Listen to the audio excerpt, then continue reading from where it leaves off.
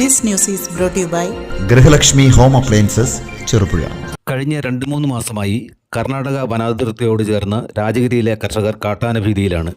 ചെറുപുഴ ഗ്രാമപഞ്ചായത്തിൽ ഇടവരമ്പ്, കോഴിച്ചാൽ, രാജഗിരി, കാനംവയൽ തുടങ്ങിയ സ്ഥലങ്ങൾ സ്ഥിരമായി കാട്ടാന ശല്യം നേരിടുന്നവയാണ്. ഈ ഭാഗങ്ങളിൽ ചെറുപുഴ ഗ്രാമപഞ്ചായത്ത് സോളാർ വേലികൾ സ്ഥാപിച്ചിട്ടുണ്ടെങ്കിലും പല സ്ഥലങ്ങളിലും പ്രവർത്തനരഹിതമായി കിടക്കുകയാണ്.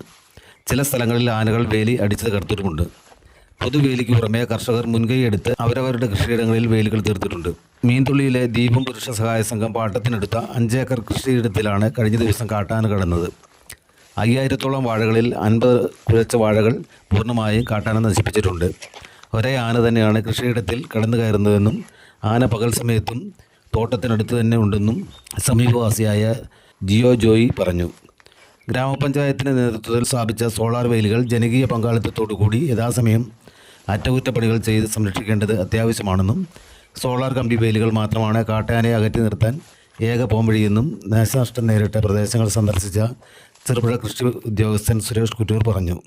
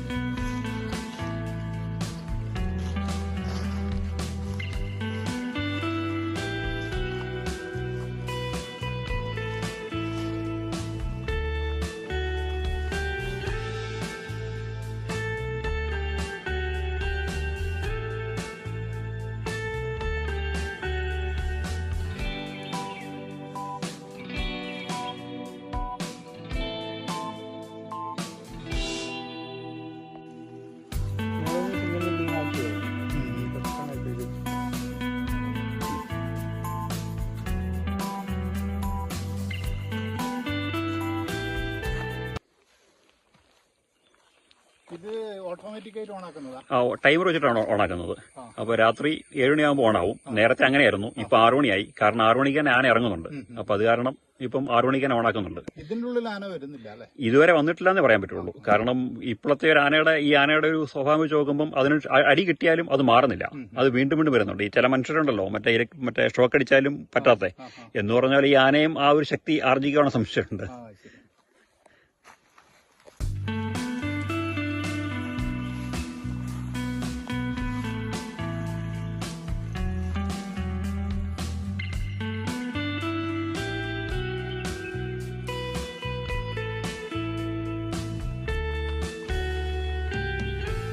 സ്വയം സംഘത്തിന്റെ നേതൃത്വത്തിൽ നമ്മുടെ രാജഗിരി പ്രദേശത്ത് വാഴകൃഷി നടത്തുന്നുണ്ട്. ഏകദേശം നമ്മളൊരു 5000-ഓളം വാഴകളാണ് ഇവിടെ കൃഷി ചെയ്തിരിക്കുന്നത്.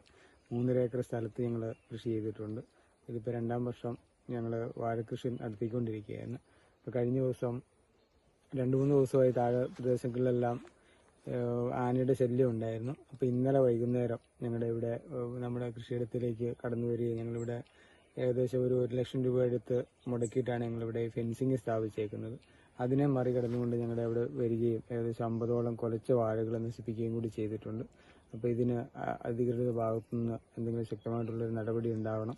ഒന്നാമത് വളരെ സാമ്പത്തിക പ്രതിസന്ധിയിലാണ് നമ്മൾ കർഷകരെല്ലാവരും ഈ കർഷക വൃത്തി ചെയ്യുന്നത്. അപ്പോൾ അതിൻ്റെ കൂടെ ഇങ്ങനെ ഒരു ദുരിതം കൂടി വന്നു കഴിഞ്ഞാൽ നമുക്ക് ഒരു കാരണവശാലും പിടിച്ചു നിൽക്കാൻ പറ്റാത്ത ഒരു സാഹചര്യം വരും.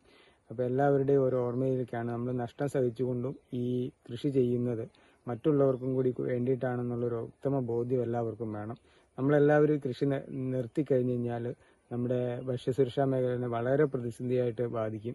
ഇത് കർഷകർക്കും കർഷക സുഹൃത്തുക്കളും കച്ചവട ആൾക്കാരെയും ബാക്കി നമ്മുടെ ഇത് ഉപഭോക്താക്കളായിട്ടുള്ള ആൾക്കാരെയും നമ്മുടെ കൃഷി വകുപ്പിനെയും എല്ലാം വളരെ ഗുരുതരമായിട്ട് ബാധിക്കുന്നതാണ്. ചെറുപുഴ പഞ്ചായത്തിലെ രാജഗിരി എന്ന് പറയുന്ന സ്ഥലത്തെ ഒരു കർഷകനാണ് ഞാൻ. ഈ നാട്ടുപ്രദേശം ആനശല്യം കൊണ്ട് ഒരു 3 മാസമായിട്ട് പൊറുതിമുട്ടുമാണ്. അതായത് ഇപ്പോൾ പോലും നിങ്ങൾക്ക് ആനയുടെ ചെല്ലുമ്പളി അപ്പുറത്തുനിന്ന് കേൾക്കാം. ഇപ്പം ഞാൻ ആ പുഴയിൽ പോയപ്പം ആന അപ്പുറത്തുനിന്ന് ചീറ്റുന്നുണ്ട്. അതായത് എൻ്റെ സാന്നിധ്യം അറിഞ്ഞിട്ട് ആന അവിടുന്ന് ഇങ്ങോട്ട് കയറണ്ട എന്നുള്ളൊരു വാണിംഗ് തരുന്നുണ്ട്. ഇന്ന് രാത്രിയും, അതായത് കഴിഞ്ഞ ദിവസം രാത്രി വരെ ഇവിടെ വന്നിട്ട് ഒരു 3 വലിയ തെങ്ങുകൾ, 2 ചെറിയ തെങ്ങുകൾ, നിരവധി വാഴകൾ, കരിമ്പ്, അങ്ങനെയുള്ള ബാക്കിയുള്ള സകലമാന കൃഷികൾ നശിപ്പിക്കുന്നുണ്ട്. ഇപ്പം പലപ്പോഴും സർക്കാരിൻ്റെ ഫെൻസ് അതായത് പഞ്ചായത്തിട്ടേക്കുന്ന ഫെൻസ് പുഴയുടെ അക്കരയുണ്ട്. ആ ഫെൻസ് ആന ചവിട്ടി മറിച്ചു.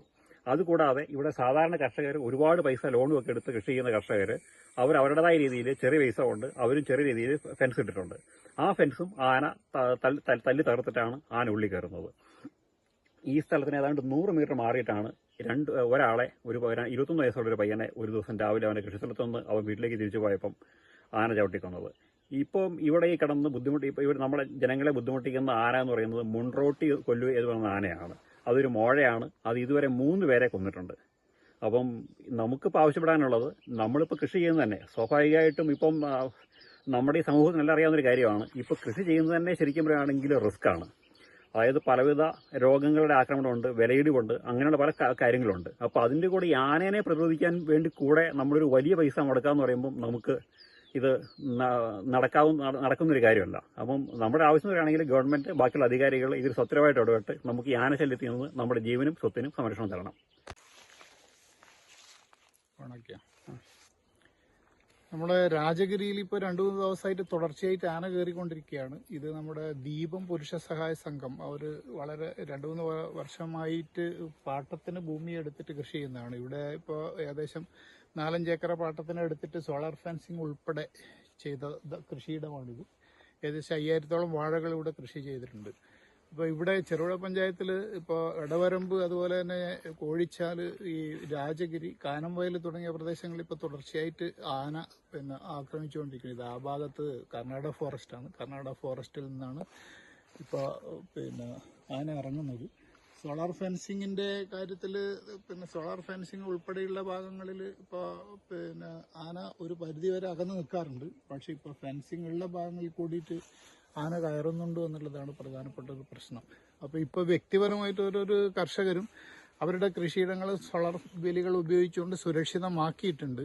അത് ഒരു പരിധിവരെ മാത്രമേ സുരക്ഷിതമുള്ളൂ എന്നുള്ളതാണ്. ആനയെ സംബന്ധിച്ചിടത്തോളം ഇത് ഉണങ്ങിയ കമ്പ്, ബുദ്ധിപരമായിട്ട് നീങ്ങുന്നതാണ് ആന എന്ന് പറയുന്ന ജീവി. ഉണങ്ങിയ കമ്പ് എടുത്തിട്ട് ഈ സോളാർ ഫെൻസിങ് തകർത്തിട്ട് ഉള്ളിലേക്ക് കയറുന്ന അവസ്ഥ കൂടിയുണ്ട്. ഇപ്പോൾ ഇവിടെ കർഷകർ പറഞ്ഞത് ഒരു ഒറ്റ ആനയാണ് ഇപ്പോൾ 2-3 ദിവസമായിട്ട് കയറിക്കൊണ്ടിരിക്കുന്നത് എന്നുള്ളതാണ്. അപ്പോൾ ഇതിന് വാഴ ഇൻഷുർ ചെയ്യാൻ വേണ്ടിയിട്ട് ഗ്രൂപ്പിനോട് നിർദ്ദേശിച്ചിട്ടുണ്ട്. അതുപോലെ തന്നെ നമ്മളെ ഈ പ്രകൃതിക്ഷോഭത്തിൽ ഉൾപ്പെടുത്തിക്കൊണ്ട് ആനുകൂല്യം കൊടുക്കാൻ ആവശ്യമായ നടപടികളും സ്വീകരിച്ചിട്ടുണ്ട് എന്നുള്ളതാണ്. അടുക്കള ഇനി സ്മാർട്ട് ആക്കാം ഗൃഹലക്ഷ്മിയിലൂടെ. ഏറ്റവും പുതിയ ഗിഫ്റ്റ് ഐറ്റങ്ങളുടെയും അടുക്കള ഉപകരണങ്ങളുടെയും വമ്പിച്ച ശേഖരണം ഇപ്പോൾ ഗൃഹലക്ഷ്മിയിൽ മാത്രം. Pressure cooker, gas stove, mixie, induction cook top, steel items, aluminium, plastic, ceramic, brass തുടങ്ങി എല്ലാ പ്രമുഖ ബ്രാൻഡുകളുടെയും ഗുണമേന്മയുള്ള ഉൽപ്പന്നങ്ങൾ ഇനി ഒരൊറ്റ കുടക്കീഴിൽ. Quality products, best service, festival offers. Shopping ആഘോഷമാക്കാൻ ഇന്ന് തന്നെ സന്ദർശിക്കൂ ഗൃഹലക്ഷ്മി.